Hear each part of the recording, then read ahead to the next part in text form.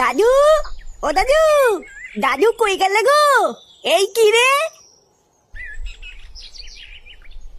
কি হয়েছে? দাদুকে ডাকছিস কেন? ও আমার দাদুর সাথে কথা আছে। দাদু কোথায়? দাদু এখন বাড়িতে নেই, বাজারে গেছে। কি বলবি তাড়াতাড়ি আমাকে বল, হাতে অনেক কাজ পড়ে আছে।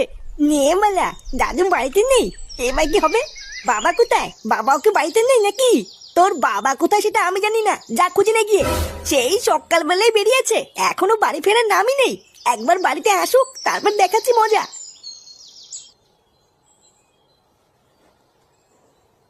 কি হলো? কি কারণে দাদুকে খুঁজে বেড়াচ্ছিল সেটাই তো বললো না।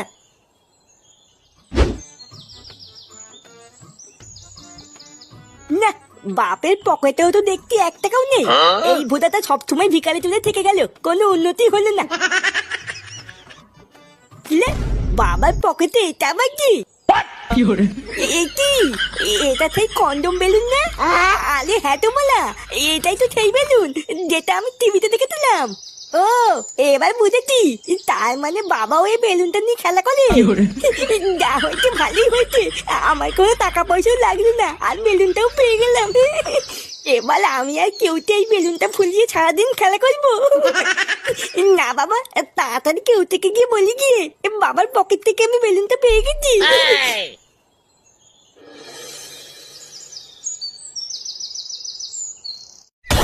তুই কি বলছিস কিরে ফাটা?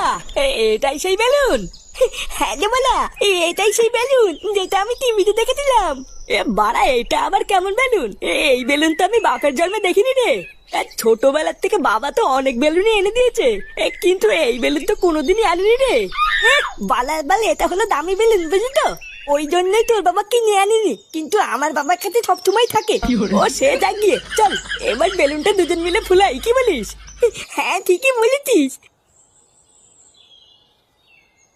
এই তোরা কি করছিস রে? তুই না দেখতে পাচ্ছ না কি করছি? তোদের হাতে ওটা কি, আর কোথা থেকে পেয়েছিস এসব? বালা দেখো দাদু, বেশি মাথা খারাপ করবে না কিন্তু। বুঝা, আমরা এখানে খেলা করছি, খেলা করতে দাও, যাও যাও যাও। হ্যাঁ গো দাদু, তুমি এখান থেকে যাও যাও যাও, তোমার এখানে কোনো কাজ নেই। দাঁড়া, আমি তোদের বাড়ি গিয়ে বলছি তোরা এইসব নোংরা জিনিস নিয়ে খেলা করছিস। বালা মহা ধ্যামনা তো, কি শুরু করলো? একটু শান্তিতে খেলছি, আরে বুলো পাঠাটা সেটাও খেলতে দেবে না, দেখছিস?